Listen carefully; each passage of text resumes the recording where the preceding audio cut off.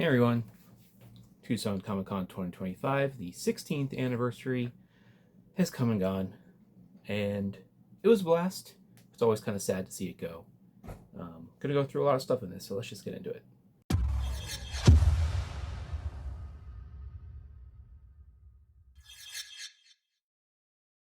Alright, so Tucson Comic Con is officially over, and I was fortunate enough again this year to be an influencer for it, which is always nice because that means instead of going one day, I can swing going all 3 days and really enjoying it for what it is. It's my local convention. I've gone for, I think, 10 years now straight. Plan to keep going, but it's always nice to be able to attend all 3 days. I'm actually going to break this up into, I think, 2 videos. Day 1, and I'm probably going to do day 2 and day 3 together because I was only there for a short time on day 3. But yeah, let's just get into it and talk about it. Hey everyone, Richard here. Time for day 1 of Tucson Comic Con 2025, so let's get over there and see how we do.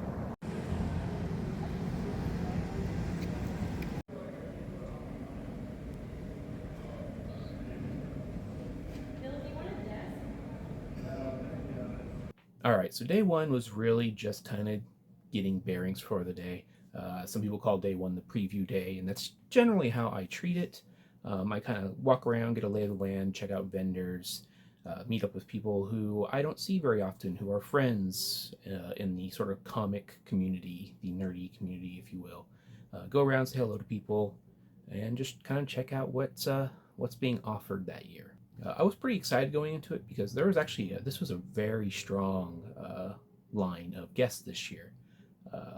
Most of them weren't showing up until Saturday, and I knew that, so I was kind of planning on Friday just walking around and seeing where they were going to be and whatnot to make sure I was prepared for the craziness that is usually Saturday at this convention.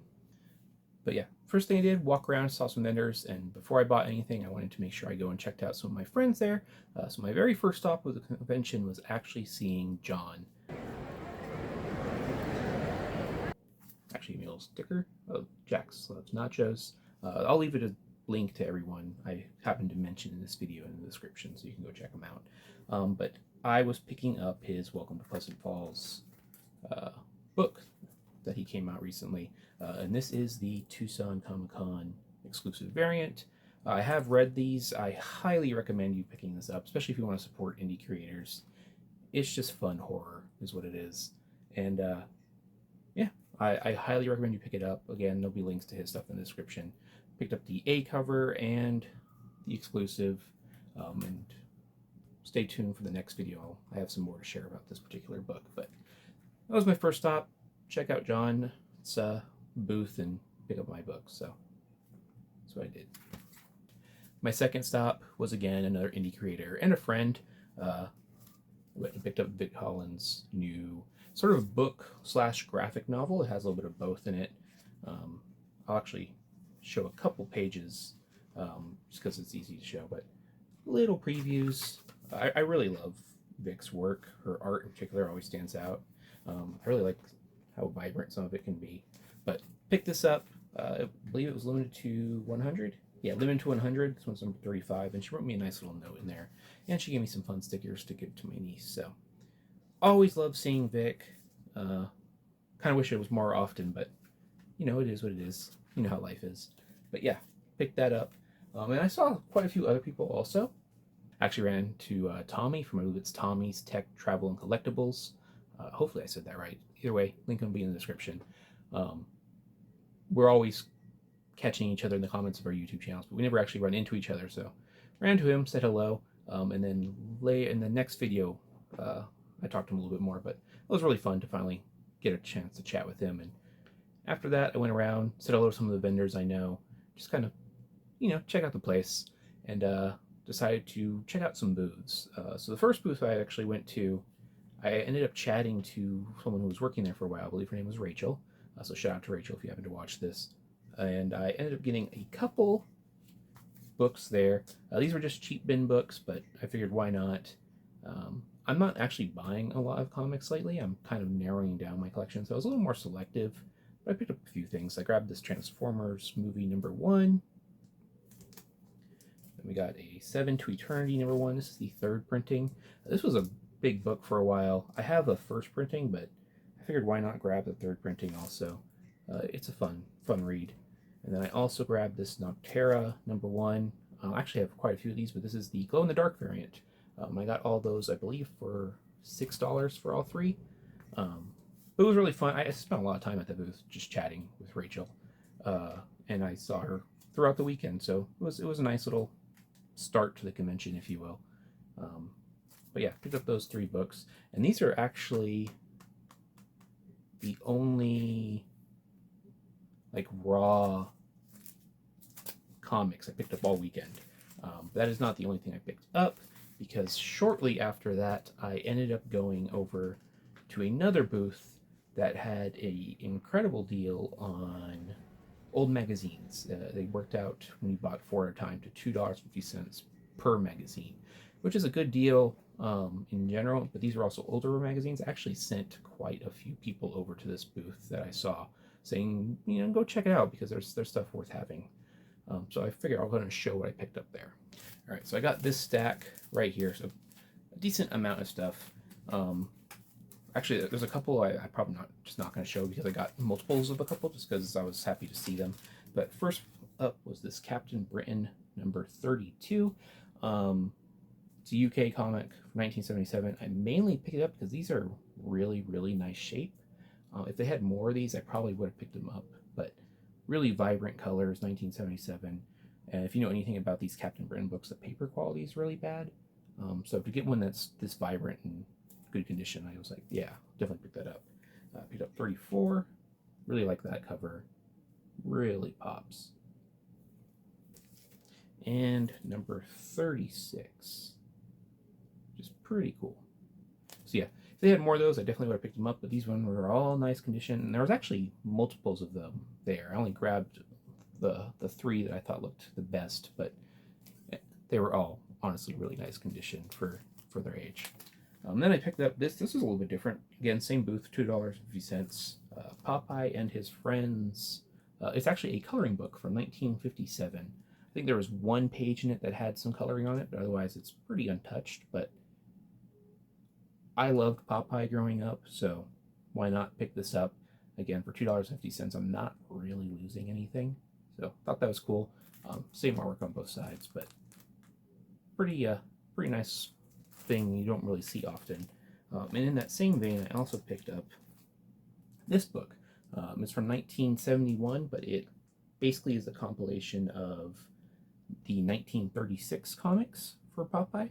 So pretty cool, pretty thick book. Again, $2.50, so who really cares at the end of the day? Worth it just to pick up and flip through it. So yeah, got that one. Next up, I picked up this Castle of Frankenstein #14, purely because it was a Star Trek cover. I'm curious why Star Trek is featured on a magazine titled Frankenstein. I imagine that's probably not the typical content of this magazine, but I'm not questioning it. Fan of Star Trek, figured why not. So I believe it's from 1969, so definitely an older magazine. I grabbed that one. In that same vein of thought, here is Monster Times. Again, this is a Star Trek issue. I believe it's a special issue. Yeah, Sci-Fi Super TV special issue. Again, $2.50. Why not pick that up? I'm not sure what the date is on this one. I didn't look it up, but I assume it's probably 70s. Most of these are 70s, so yeah. I grabbed this one as well, Monster Times, Volume 1, number 14. I think it's 1972. I flipped through it, but I don't see it on the cover. But really nice Wolfman cover. There were multiples and multiples of these there. I only grabbed the one because I figured I didn't need to be greedy about it. But really nice cover. Main reason I actually wanted it, not because of Wolfman, but because there is a Godzilla feature. So grabbed that. Thought it was pretty cool. This next one, I don't really collect Mad Magazine, but I do collect video game stuff, and I thought this was just a fun cover. Mad number 233 with the whole Pac-Man like parody, Man of the Year. Weird, why not? I mainly grabbed this one because I needed to round out getting to 4, so that I would get the 4 bundle deal rather than paying $3 each. Paid $2.50. Yeah. Next up is the Howard the Duck magazine #1. This is kind of the controversial issue that has the whole adult depiction at the end. But again, $2.50. This one I was very happy to see. This is Space Wars #1 from 1977 with the Star Wars feature. This is a very early feature of Star Wars. Again, same year it came out. Some of these go for a good amount of money, so to find this one in there for $2.50, I will take that all day. It's in pretty decent shape. It does have a little bit of a crease down here, but nothing too crazy. Yeah, definitely one of my favorites from that booth. Another favorite of that booth is this Best of Starlog Special Collector's Edition #1 with the Luke Skywalker cover. I flipped through this one. This one's also really cool. It talks a lot about stuff that was happening in 1979, even though this is dated 1980. It talks about the upcoming to release Alien movie, which released in 1979. So clearly a little delay between when this hit the stands and when the articles were worked on. It mentions Revenge of the Jedi as opposed to Return of the Jedi. Yeah, just a really fun magazine to flip through. And as a Star Wars collector, definitely happy to grab that one. And the coolest magazine, in my opinion, I picked up out of that booth, again for $2.50, is this Sport magazine from April 1953 with a Mickey Mantle cover. If you're not aware, 1953 is Mickey Mantle's rookie year, and this magazine actually predates the Sports Illustrated cover of him, so pretty cool piece of history right there. To see that in a box for $2.50 was kind of the highlight pickup of the day, honestly. I don't know what this goes for, but it's probably a decent amount of money. Definitely more than what I have into it, obviously. So really, really cool. Part of me is tempted to grade it just because I think it would be a nice little display piece. But yeah, $2.50. Very, very happy with that pickup. After I did all that walking around, picking up those things, I decided to go check out the arena area because there was a signature I wanted to get in there, and I also wanted to see where the celebrities were going to be for the following day on Saturday when I was planning on meeting some cool people.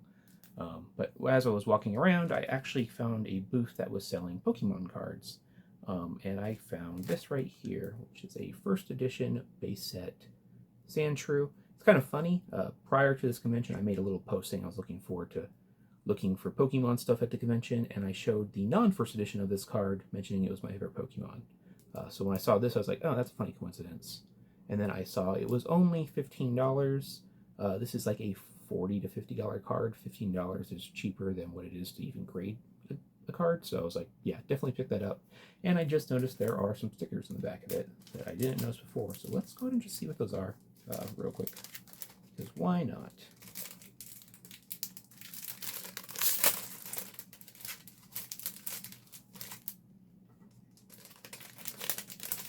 So we got a Meowth sticker, a Ninetales sticker, and a Blastoise family sticker. So again, all that, got that for $15. Cards worth significantly more than that, so very happy with that, and just a funny coincidence that the card I happened to show prior to the convention is a graded card I happened to find on the first day. So real happy to add that to my collection. Sandshrew is my favorite Pokemon, so yeah. And then after all that, I decided it was time to finally get some signatures. Preview night, it wasn't too busy, so I didn't feel pressed to get signature lines right away. So that's why I did all this other stuff first, to kind of just looked around, got a lay of the land. It's what I usually do on preview night. But while I was in the arena area with the celebrities, I met Amber Lee Connors, who is a complete sweetheart. Loved talking to her for a minute, and she signed this for me. Comey Can't Communicate is a really cute show. I highly recommend it if you've never watched it, but she went and signed it, wrote Comey, and a little heart and an ellipses right there, because if you know anything about Comey, she can't communicate very well. So real cute little thing there. Like I said, absolute sweetheart. I kind of had planned to go back and get something else signed by her, but as you'll see in the following video, I spent a little too much money, so I never went back. But very, very happy to meet her. I'm glad they had her as a guest this year. After that, I went back into the main exhibit hall, and I was going to get 2 more signatures before I decided to call it a night, because at that point, I'd already been there for several hours. First, I went and saw Will Spartasio, and I got this book signed. This is the Spider-Gwen Comic Kings variant that he did for the, I believe this is the first Volume 1 run. Pretty positive. But big Spider-Gwen fan, one of the few characters I am probably always going to collect. And he signed it right down there for me. I believe he was $10 a signature, ungraded, $50 if you were grading it. And really kind, nice person to talk to. And yeah, I got that signed by him. Right next to his booth was Chris Bocciolo's booth. I never knew how to say his last name until this convention, so that was kind of cool.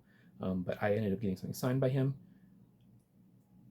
That was an interesting experience. He is a really great talker, but his line does not move fast. For a signature, I waited in that line for about an hour and a half.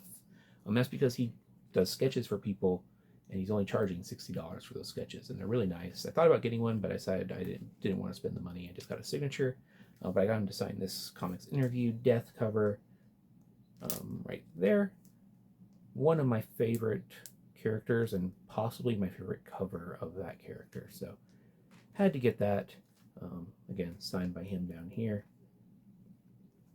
But what he was giving away for $60, I kind of understand why people are waiting in line for it. But you had to get to his booth very early if you wanted to get a sketch, because you could be 8th in line and you'd probably be standing there for about 2 hours to get your sketch. So still very happy to get that. He doesn't make very many convention appearances, so glad to finally have that signature in my collection. And that was basically all I did for the first day of Tucson Comic-Con. Pretty happy with everything I got up. Bought a few things for the collection, got some things signed, but day 2 and day 3 are really where I kind of went ham, so definitely stay tuned for that video. I got some really cool stuff. So that's all for this one. Hopefully you enjoyed that. Like, subscribe, all that good stuff, and take care, everyone.